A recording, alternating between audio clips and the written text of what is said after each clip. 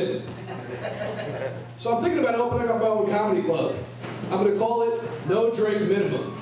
I think it's about time that somebody tells Charlie Sheen, you can't get post-traumatic stress disorder just from acting in Platoon. So my name is Stoney. A lot of people have the name Stoney because I do drugs. But I actually got the name, so when I first started doing stand-up comedy, people actually started throwing rocks at the stage. So for dinner tonight, I'll be changing my name to Money. Or maybe even Panties. So I'm going to tell you a little bit more about myself. I know it's kind of hard to believe with a name like Stoney, not only am I a stand-up comedian, I'm also a high school history teacher. Which must be very comforting for those of you with children in the public school district right now.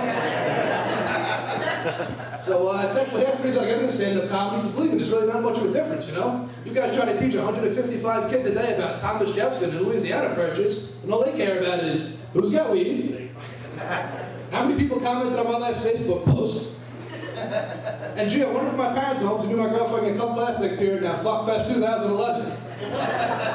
Every other word in my mouth is through some kind of sexual innuendo, some kind of reference to drugs, you know? For example, I hand the kids out a report. And what's the first thing kids ask when you hand them a report? How long's it gotta be, right? Exactly. So, I was a student not too long ago myself, but as a history major, I can tell you can write about any period of time in history in 4 fucking pages, alright? I used to hate these teachers that say, oh, 7 to 10 pages, 12 pages. I said, fuck that. I tell them I like my reports like I like my woman's skirt. It's got to be long enough to cover the material, but short enough to keep it interesting. What do you know in a report? Right on point.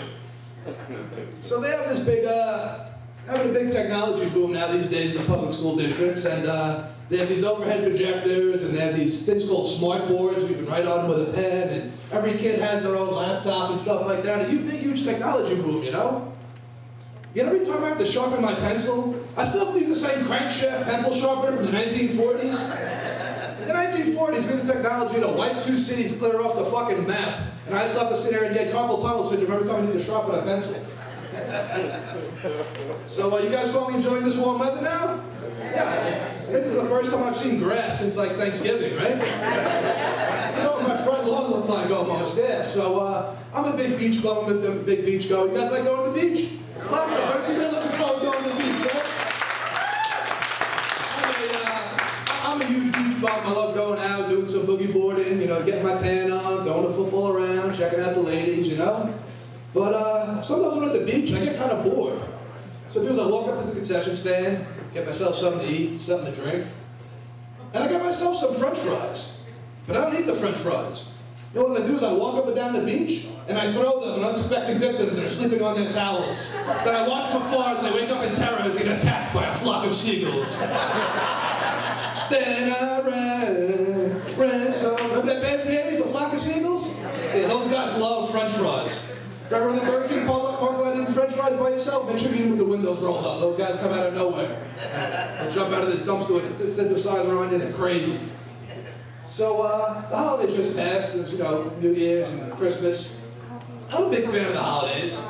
My favorite holiday used to be Halloween, but now that I'm a homeowner, I'm a little bit too frugal to buy Halloween candy. So what I do is I wake up early in the morning, and I just go trick-or-treating with my 2-year-old daughter. And I just hand out her candy throughout the day. It's kind of like regifting a Christmas present you don't want, you know? I just kind of boomerang and send it back into circulation. I'm also a little bit too frugal in this economy. It's kind of tight, so I'm a little bit too frugal to buy a Halloween costume as well. So what I do is I make these little bootleg makeshift Halloween costumes, you know? So this past Halloween, I went down to my basement, and I pulled out an old toilet seat, an old toilet lid, you know? And I put it around her head. So that way, when I ring the doorbell and people answer the door, I lift up the lid and go, hey, look, smell a little shit. I'll tell you guys a little bit more about myself. I'm from Farmingville, or as the newspapers like to call it, Little Mexico. For those of you who don't know, exit 63 on LIE is Farmingville, and there's a large influx of Mexican immigrants coming to Farmingville. And they're day laborers looking for work, you know?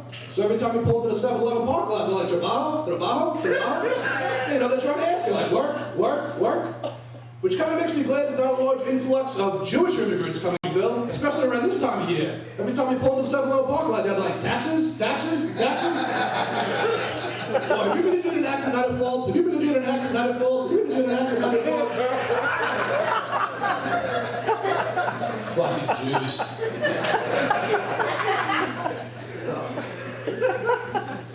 So, yeah, Farmingville, doing my thing out there. The immigration's a really big problem. And, you know, immigration's a big problem. There's a lot of big problems in America that all the politicians are talking about these days. And, so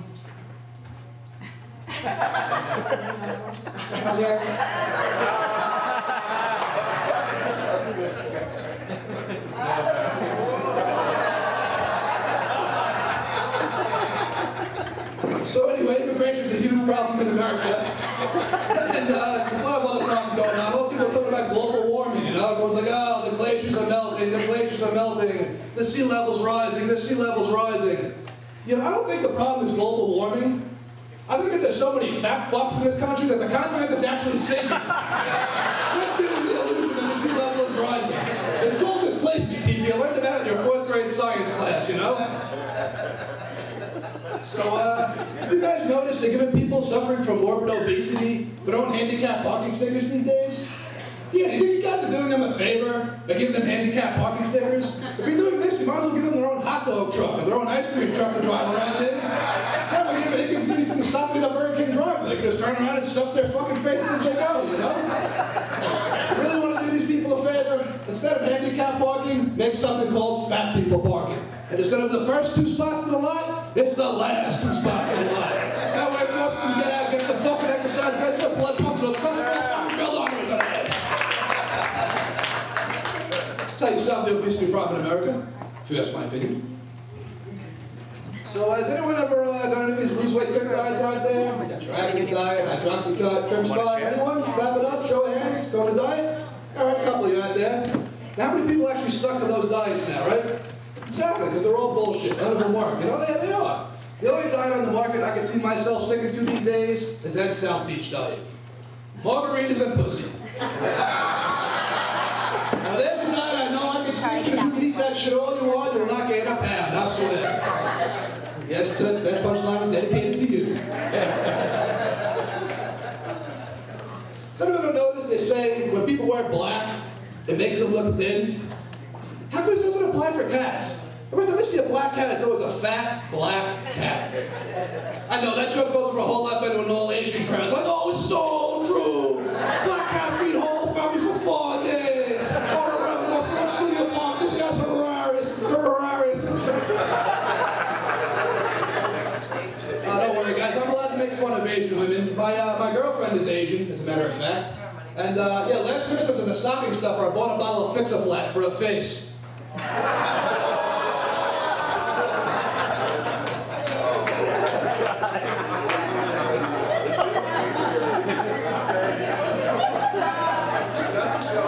I'm an applaud whore. I can sit here all night with you guys laughing up and applaud for me. But, you know, as a comedian, I'm very creative, and I'm a teacher, and I have a very entrepreneurial spirit. So, what I was thinking about doing was, I'm going to open up my own Chinese buffet that comes with a happy ending when you're done. What do you guys think about that? Yeah. When you're done eating Kung Pao pork, when you're done eating, the same girl served you Kung Pao pork will come over and tongue your pork. That's what I call a happy meal, huh? I got a question for you guys. If 2 Siamese twins walk into an all-you-can-eat buffet, do they get charged once or twice? That depends if they share the same stomach or not. Oh, that's the one that did it. That's the one. Trust me, you guys don't think I know I'm going to pay for these jokes? You don't think I know that my next kid is going to come out a fat Mexican Siamese twin? Don't you picture me coming to your house on Halloween with a kid that's got 2 toilet lids around its head? Oh, fuck God. Is it hot here or is it just me? No, it's hot. It is hot in here, right? I especially get hot when I'm on stage because you guys don't realize it's like 10 degrees cooler down there than it is up here, you know? You got me sitting roasted under these fucking halogen lights. I feel like a fucking pot plant up here, you know? But I especially get hot when I'm on stage because let's just say I wear my chinchilla coat all year round. Let me show you guys what I'm talking about here.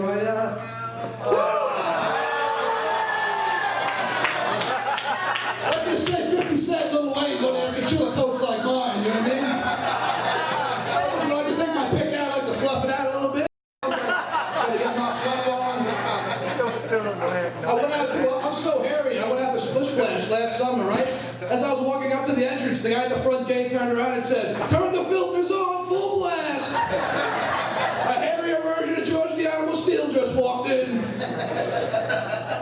I'm so hairy, right? This past 4th of July, I got so drunk, I passed out butt naked, face down on my friend's front porch.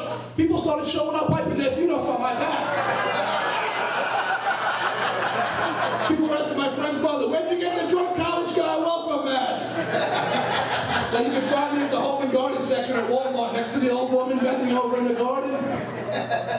I'm so hairy, I don't take showers. I get steam cleaned.